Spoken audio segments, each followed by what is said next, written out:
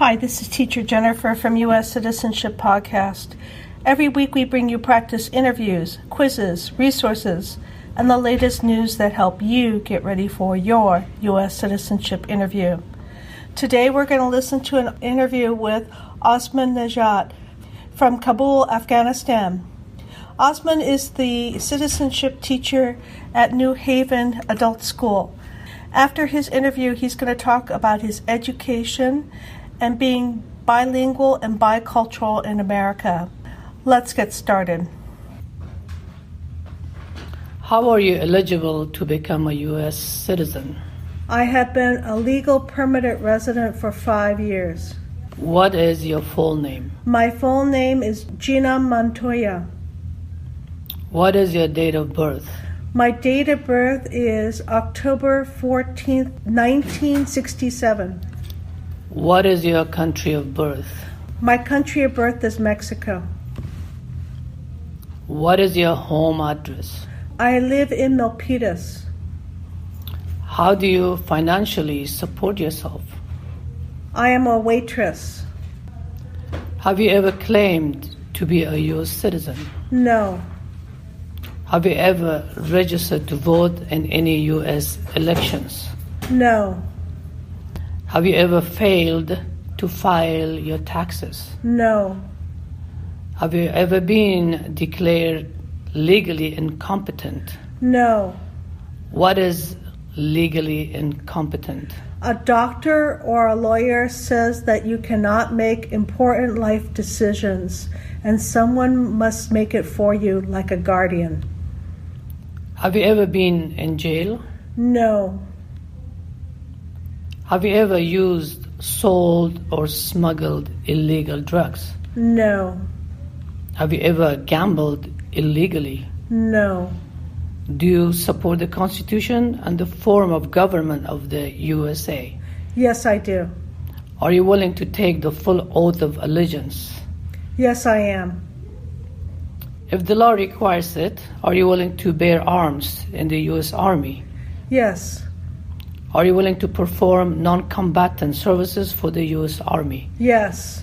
Are you willing to help the government during a national emergency? Yes. Do you promise that everything that you have said is true? Yes. What is an amendment? An amendment is a change to the Constitution. What stops one branch of government from becoming too powerful? Checks and balances. Who vetoes bills? The President. What is the capital of the United States? Washington, D.C. What is the capital of your state? Sacramento.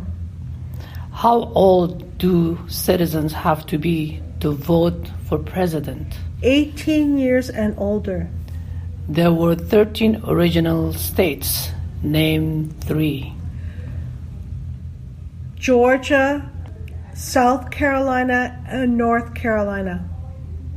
What movement tried to end racial discrimination? The Civil Rights Movement. Name one problem that led to civil war. Slavery. Thank you. Okay, Osman, can you introduce yourself? My name is Osman Nejat. And where are you from originally? I was born in Afghanistan. You came from Afghanistan, then where did you go to school? I came to California and I lived in Union City, where I went to New Haven Adult School. I took my first English class at the New Haven Adult School. At the time, we had only one class, multi-level class. So I joined the class. I was at the lowest class. So I learned the language, and from there I started off, and I went to college, and I got my degree in a degree from Chabot, and I transferred to East Bay, Cal State at the time, Hayward, and I got my Bachelor of Art. And then I was interested in teaching, so I went back to teaching. I got my credentials from San Jose State.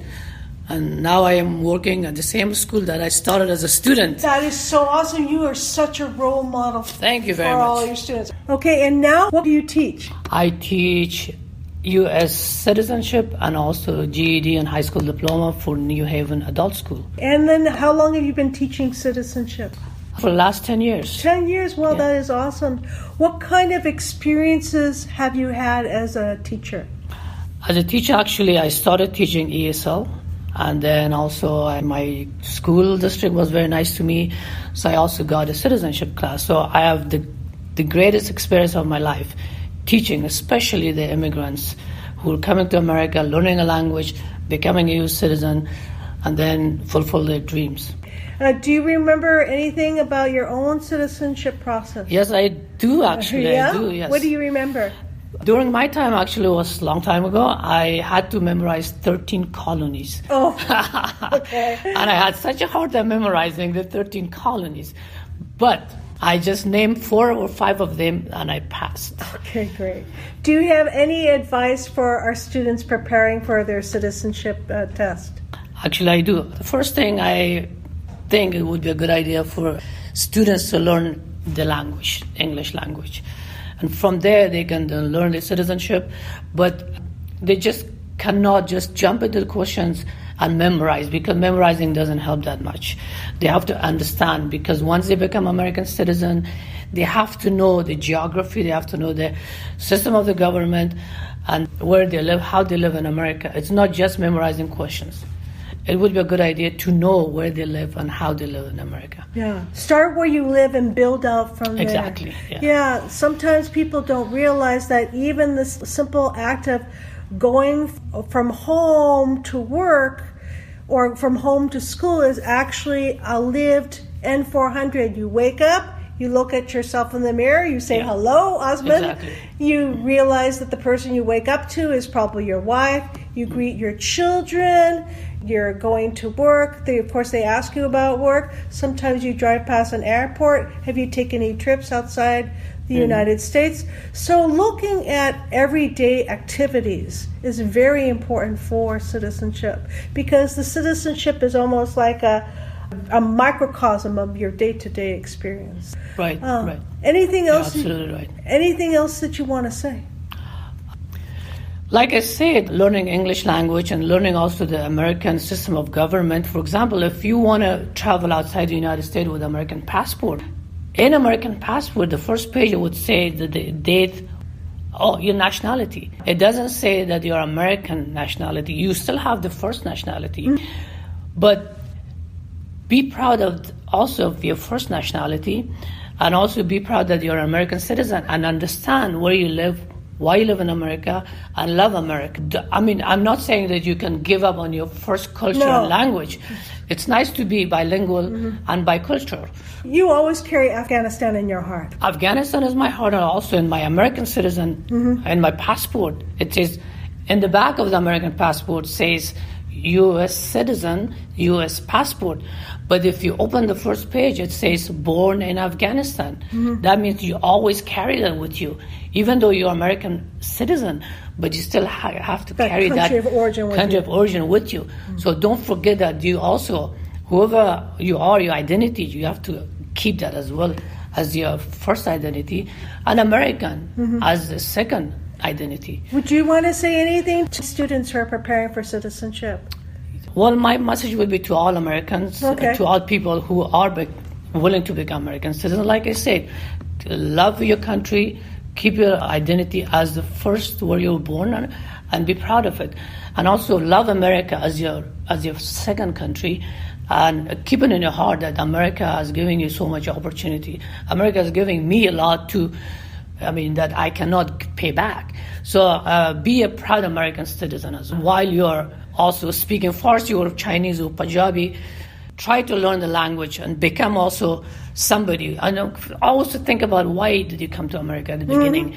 You have a dream of either becoming a doctor, engineer, or maybe just become rich, or just do something. Have that dream and fulfill, achieve it. Achieving your dream is not only just by hard work, but you have to learn the language and the culture, American culture. You have to have bicultural, like bilingual, bicultural. There's more advantages around you in America if you know English and Farsi, English and Chinese, English. Bilingual will bring you more opportunities, especially in California. My mother came just before World War II, so she could not speak her native language. And she was robbed of her identity. And so little by little, I've been trying to reclaim that. But it's something that's lost, and the only way we can gain that is to help others to maintain their identity. Yeah. Thanks to the students and staff of Milpitas Adult School. Special thanks goes out to teacher Osman Nejat from New Haven Adult School.